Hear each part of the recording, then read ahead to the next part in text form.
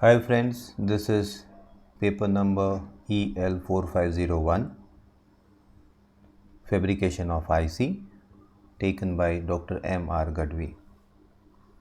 Now in this lecture, we will be focusing on the integrated passive component. So naturally we having a list of three passive component.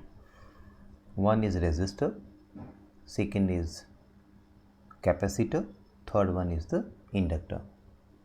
It is observed in general way the inductance which is fabricated in a silicon chip or the IC, the produced value of inductor that would be very less, maybe a nanohenry or a fractional microhenry, and therefore in practically there is no use of such a small inductive value of inductor. So in general, whenever there is a chance to or compulsion to have the inductor as a part of circuit, it is always advisable to connect the inductor externally. That means the inductor will be connected outside the IC and it will be connected inside the chip via circuitry path. So that is the one way, and people are using it that way. So the rest two the passive components, that is resistor and capacitor, we will be underlined in this lecture. In the previous lecture we have seen about the two active components, that is a transistor and the diodes. Okay, so in principle there is a varieties of four type of resistors what we can prepare, and that is a diffuse resistor, epitaxial resistor, pinch off resistor and the thin film resistor. By name itself you can understand the preparative technique and so on. Diffusive resistor, that means as we have seen during the fabrication of a IC, the process of a diffusion, that means वो जो हम कर रहे थे कि silicon wafer को हम एक फर्नेस के अंदर रखते थे, देन उसके बाद उसके पहले एन लेयर या तो पी लेयर जनरेट करते थे. So in case of a resistor, more or less, especially in the diffusive resistor, there is a p type layer are going to be exploited, माने p layer use करते हैं. The reason behind that, the mobility of a electron is more compared to the mobility of a hole, and therefore अगर hole as a conducting carrier है तो अगर उसकी mobility less है तो naturally it is offering you a better resistive component, और उसके लिए always p type material are always advisable to form the resistor. So that is the one important point you need to remember. Secondly, diffusive resistor, that means p या तो n type material में ही बनता है. See, the fourth point you need to remember that the value of the resistance depend upon the surface geometry, क्योंकि ये silicon जो chip है उसमें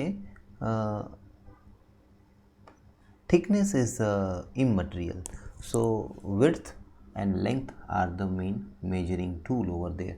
और हमें पता ही है that R is proportional to L by A, where L is the length of the material and A is a cross sectional of material.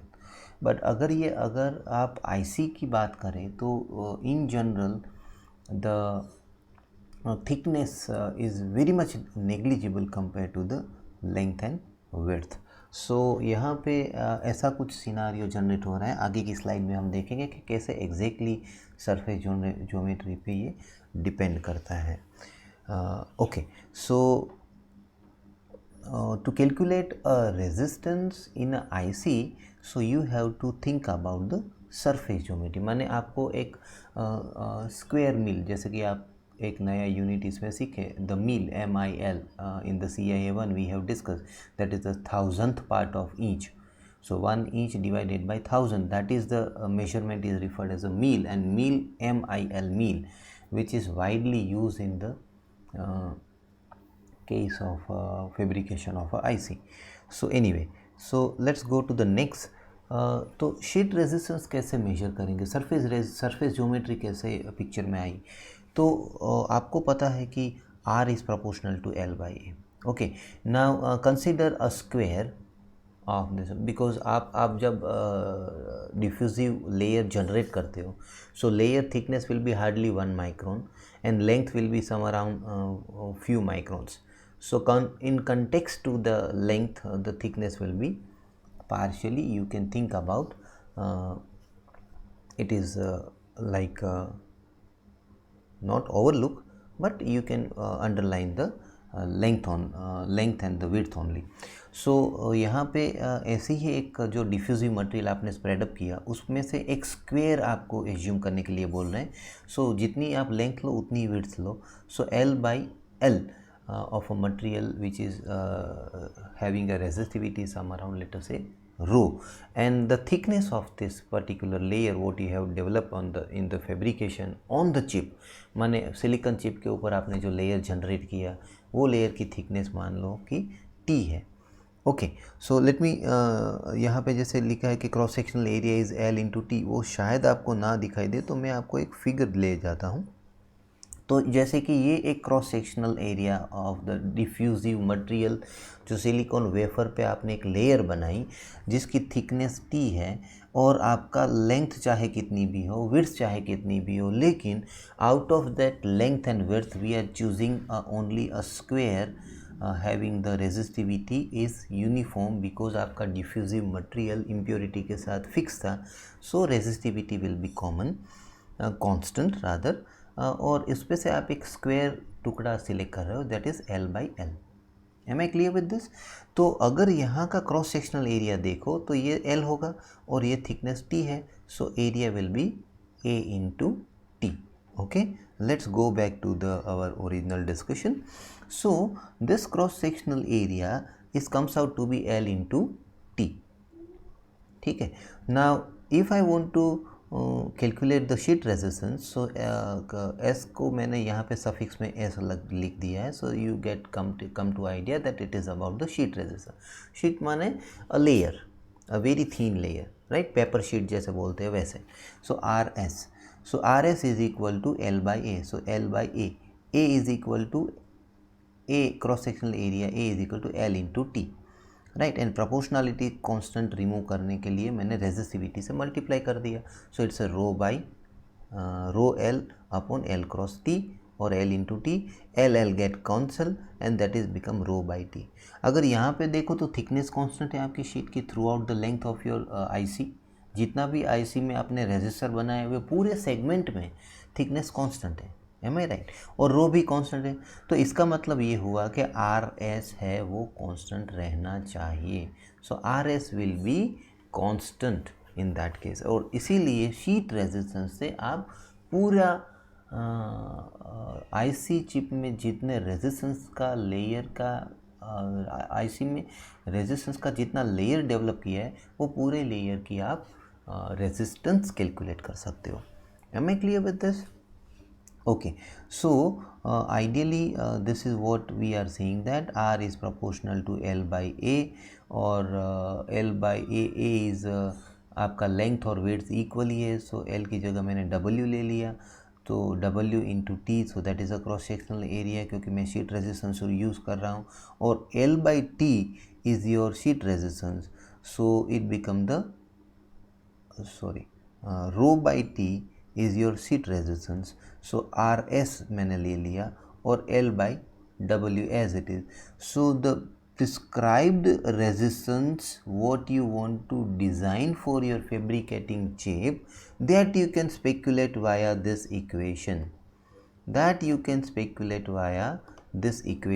is R is equal to, that is the resistance what you want to fabricate on the IC is equal to sheet resistance, माने जो constant वाला है rho by T into L by.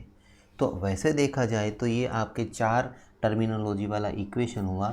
R that means what you want to design, RS जो constant आपको दिया गया होगा, length of your resistive layer आपको दिया गया होगा, और W माने width of the resistive layer fabricating IC का दिया गया होगा। सो अगर ये 4 पैरामीटर है, उसमें से 3 आपको दिए गए हैं, तो आप चौथा ढूंढ सकते हो। So you may having a varieties of example out of it, and L by W is also known as the aspect ratio.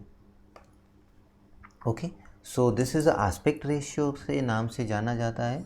तो अगर आपको आस्पेक्ट रेशियो पता है तो आप simply multiply by with the sheet resistance and you can speculate about the fabricating resistor on the chip. तो generally chip design करते हैं तो पहले ऑल मैथमेटिकल मॉडल डेवलप किया जाता है और that is part of this one. तो एक एग्जांपल लेते हैं, जैसे कि the base resistance in the range of 20 ohm to 300 ohm. तो ये जो शीट रेजिस्टेंस या तो डिफ्यूज़ रेजिस्टर जो बन रहा है उसका रेजिस्टिव रेंज है 20 ओम से लेके 300 किलो ओम। उससे ज़्यादा बड़ा रेजिस्टेंस माने मेगा ओम नहीं बन सकता है। Maximum you having 0.3 mega ohm. Okay, so it is something like this, and the medium resistivity is on an average observed, it's a 200 per square, that is per square sheet, and on an average, as I told you in beginning, that P type of material is going to be chosen because the whole mobility are less over there. Okay, however, the resistance of a emitter diffusion of this one is some around 5 ohm per square, and therefore if you are going to made up a resistor out of the emitter, then the value will be very very less, and that would be 10 ohm to 1 k ohm. So you can just compare. If you are preparing the resistance from the P type material, the values goes up to 20 to 300 kilo ohm, and over here at the most you can having the 10 ohm to 1 kilo ohm. So looking to this, P type material is advisable to use as a sheet resistance or the diffuse resistance as well. Okay, let us having one example so concept get more clear. They are asking that design a 4 kilo ohm diffuse resistor in your fabricating IC. इसको मैं लंबा चौड़ा example बना सकता हूँ, जैसे कि in a one IC one has to prepare or fabricate the resistance of 4 kilo ohm on a monolithic IC, and the using a P type diffusive material. If the sheet resistance is given by 200 ohm per square, then calculate the aspect ratio. तो आपको जो 4 ओम दिया गया है, यहाँ से फिर से मैं आपको इक्वेशन दिखा दूँ। सो ये इक्वेशन हम यूज़ करेंगे आर हमने डिफाइन कर लिया है 4 किलो ओम, तो यहाँ पे 4 किलो ओम आएगा। शीट रेजिस्टेंस आपको दिया गया है, तो आपसे आस्पेक्ट रेशियो आप कैलकुलेट कर सकते हो। सो कैलकुलेट आ रहा है, that is 4 × 10⁻³ divided by 200। Remember kilo to ohm में कन्वर्ट किया, सो आंसर इज़ 20/1। सो यहाँ पे कंसेप्ट क्लियर होता है कि 20 मिल लॉन्ग मेरा रेजिस्टेंस लेयर की पी टाइप मटेरियल की लेयर लॉन्ग होगी और 1 मिल चौड़ाई होगी, राइट। अगर मुझे 200 ओम का रेजिस्टेंस बनाना है तो, am I clear with this? Okay, so in general, so this is a way to I'm taking again to this. So this is a P substrate में जनरली क्या लेता है, पहला एपिटेक्शियल लेयर होता है। सो एपिटेक्शियल लेयर में ही मैं रेजिस्टेंस बनाऊँ, सो मेरी amount of the resistance value will be very less, about 10 ohm to 1 kilo ohm. So it is always advisable to use the p type material. तो पी टाइप मटेरियल मैंने उस पर एक और लेयर जनरेट कर दी, और ये जनरेट पी टाइप लेयर की, तो उसमें मैं रेजिस्टेंस वैल्यू ज़्यादा ले सकता हूँ, some around the range of 10 ohms to or the 20 ohms to some around 300 kilo ohms. So that is the how we can think of. That is a more close approach to this one, then this much long strips is going to be used. इसमें और एक technique use हो सकती है by taking a varieties of the mask. So ultimately मान लो कि मेरा island की लेंथ इतनी ही है, okay, the yellow portion is the island on which I am going to fabricate the component. तो अगर ये आइलैंड में ही मुझे लेंथ बढ़ानी है तो I can make the zigzag path. So it is like this zigzag path, I can prepared by mask. So photolithography में अगर मैं मास्क जिगजैग टेक्निक का ले लूँ तो मेरे ख्याल से रेजिस्टेंस की overall length will be more and you can having the better resistive value. इसके लिए आप एलन मोटर शेड यूज़ कर सकते हो. एलन मोटर शेड में चैप्टर नंबर 24 उसमें जिगजैग पैटर्न का मास्क दिया गया है. मोटर शेड चैप्टर आपके पास है ही, so you can I mean book आपके पास है ही, तो you can check it up. Okay, the next type of the resistance is a epitaxial layer, or that is just we had discussed the amount of the resistance will be definitely less.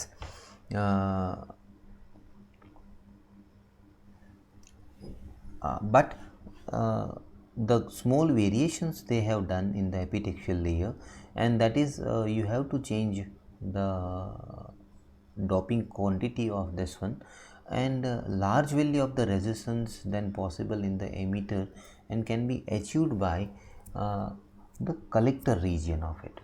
So epitaxial layer में अगर आप बनाना चाहते हो resistance तो हो सकता है, क्योंकि कलेक्टर इज ऑलवेज लाइटली डॉप, तो यहाँ पे इलेक्ट्रॉन की कॉन्सेंट्रेशन लेस होगी.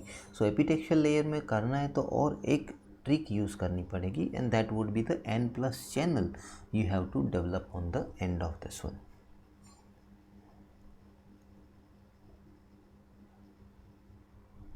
यहाँ पे देखिए पी टाइप में एन चैनल या तो पी चैनल जनरेट करने की ज़रूरत नहीं पड़ती, और फिर भी आप 300 किलो ओम तक रेजिस्टेंस बना सकते हो, because p is made up of the hole and mobility is less.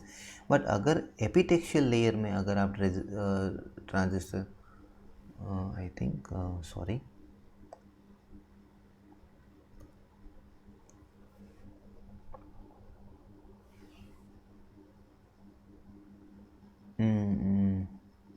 sheet resistance, this is a base resistance, emitter resistance, showing the diameter. Okay, so that is what we had already discussed.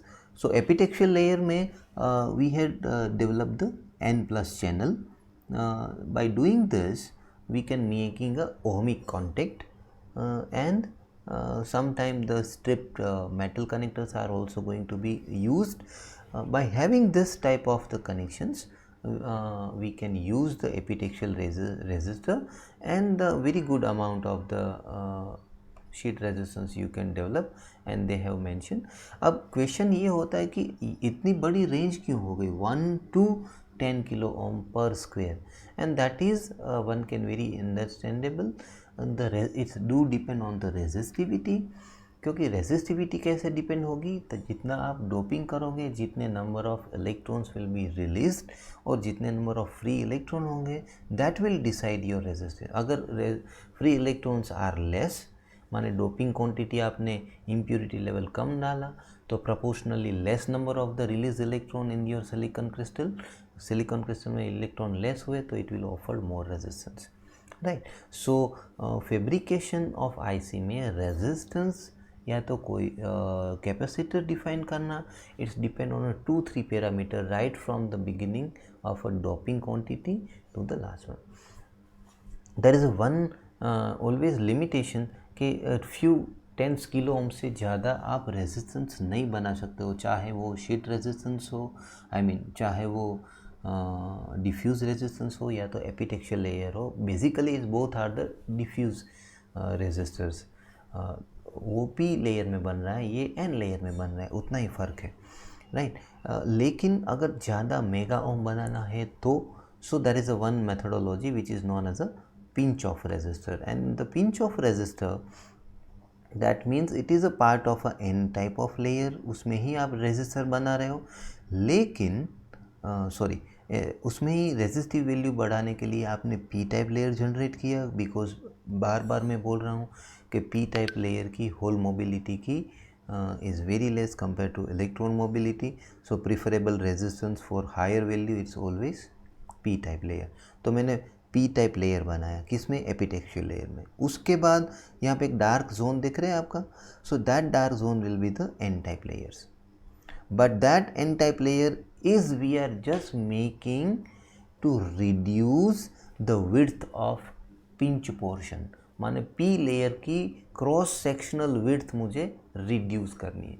अगर हमें fundamental तो पता ही है कि R is proportional to L/A, तो अगर मैं cross sectional area A को रिड्यूस कर दूँ, समहाउ P की थिकनेस को रिड्यूस कर दूँ, then I can enhance the value of R। तो पिंच ऑफ रेजिस्टेंस में basic idea is by making a n layer in a pinch resistor portion, that is a p layers, is basically reducing the cross sectional area, और cross sectional area decrease होने से आप 1 mega ohm, 2 mega ohm, 10 mega ohm तक जा सकते हो, and that's why you can having the idea. लेकिन इसके साथ एडवांटेज तो हुआ, लेकिन डिसएडवांटेज भी एक है कि पिंच ऑफ रेजिस्टेंस में पी लेयर इतना पतला हो जाता है, diffusive resistive material, and while you are switching on your circuit, when the current will flow through this particular layer, it will hit up the layer very abruptly, very fast, बहुत फटाफट उसका temperature change करेगा। और silicon को आपको पता है कि as the temperature is rises the resistance has to decrease. मेरे ख्याल से एक प्रैक्टिकल आपने FIBSc में बैंड गैप एनर्जी ढूंढने के लिए किया था, उसमें एक आप डायोड को या तो ट्रांजिस्टर को रेत के बीकर में अंदर दबा के रखते थे और रेत का टेम्परेचर बढ़ाते, सैंड का टेम्परेचर बढ़ाते थे, और आप उसका क्रॉस IV मेजरमेंट कर रहे थे। IV मेजरमेंट से आपने उसका रेजिस्टेंस मेजर किया, करेक्ट। तो आपको पता चला था कि जैसे ही टेम्परेचर बढ़ा, more number of electron will jump from the valence band to the conduction band, conductivity बढ़ गई, माने रेजिस्टिविटी कम हुई। So it is very well known acceptable concept of a semiconductor कि टेम्परेचर बढ़ने से रेजिस्टेंस कम होता है, विच इज़ जस्ट इन्वर्ट और inverted image of compare to metal. Metal में टेम्परेचर बढ़ने से रेजिस्टिविटी बढ़ती है, सेमीकंडक्टर में टेम्परेचर बढ़ने से रेजिस्टिविटी कम होती है, बिकॉज वैलेंस बैंड से कंडक्शन बैंड में इलेक्ट्रॉन शिफ्ट हो जाएंगे। So conducting entity will be increases और आपका रेजिस्टेंस कम होगा। सो पिंच ऑफ रेजिस्टेंस में ये देखा गया कि द वेरिएशंस रेजिस्टेंस से कैसे पता चलता है, the last band of the resistance, that is the tolerance. So tolerance is very very high. It is observed that the tolerance of the pinch of resistance is about more than 100% से 50% के बीच में पड़ता है। माने आप you are expecting to design a resistance of 100 mega ohm, और वो बन सकता है 50 मेगा ओम, या तो वो बन सकता है 200 mega ohm. So the range is too high. So again, as a part of research, they have developed this resistance, but practically there is no use of a pinch resistor in anywhere in the circuitry part, or not even advisable to use. The third part of the resistance is the thin film resistor.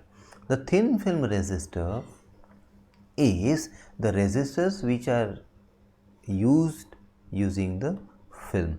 सो यहाँ पे indication clear है कि एक foreign material use करने की बात है, एक एक्स्ट्रा फिल्म यूज़ करने की बात है। The extra film having a thickness of some around 1 micron. वैसे ज़्यादातर अगर आप देखो सभी भी लेयर्स, चाहे वो सिलिकॉन ऑक्साइड हो, या तो फोटो रेजिस्टर लेयर हो, या तो पी टाइप लेयर हो, on an average it's 1 micron to 5 micron के बीच में ही सब रेजिस्टिव लेयर बन रहे हैं। Very well known materials are known by you, and that is a nichrome materials, which is a very good resistive material, mixture of a nickel and chromium. The percentage criteria of this alloy will decide the resistivity of this material. और ऐसी एक material की एक पतली सी film अगर आप use कर लो तो आपका थिन फिल्म रेजिस्टर है। सो अगर वो ध्यान से देखा जाए तो मोनोलिथिक आईसी का डेफिनेशन ये है कि या तो वो सिलिकॉन होना चाहिए और सिलिकॉन के अलावा कुछ भी नहीं होना चाहिए। So you can't use the foreign material. तो थिन फिल्म रेजिस्टर्स में आप फॉरेन मटेरियल यूज़ कर रहे हो, that means other than silicon use कर रहे हो। So this can not be said to be the monolithic component. So thin film resistor is kind of a hybrid component or hybrid integrated resistor. So because you are using the foreign material or the other than this one. So ये thin film nichrome की हो सकती है. Another well known material which is used that is tantalum. It is also another one is a silicon tin oxide, that is SnO2 and nichrome. These are the widely used. अब widely use तभी होगा कि वो economically भी होगा. तो tantalum थोड़ा costly है, बाकी निक्रोम और टीन ऑक्साइड काफ़ी इकोनॉमिकली चीप मटेरियल है and therefore it is widely use. It is observed that अगर थिन फिल्म में भी दो कैटेगरी है, to be honestly speaking basically it's a film resistor, और फिल्म रेजिस्टर में दो कैटेगरी आती है in principle, thin film as well as the thick film. माने film this layer of this film will be little bit thicker, थोड़ी तगड़ी film use करेंगे. तो फ़ायदा ये है कि वो लेस टेम्परेचर सेंसिटिव होगा. अगर थिन फिल्म है तो it will very the temperature faster. तो अगर थिन फिल्म रेजिस्टर यूज़ कर रहे हो तो उसमें थोड़ा टॉलरेंस फैक्टर ज़्यादा होगा, अबाउट 20%.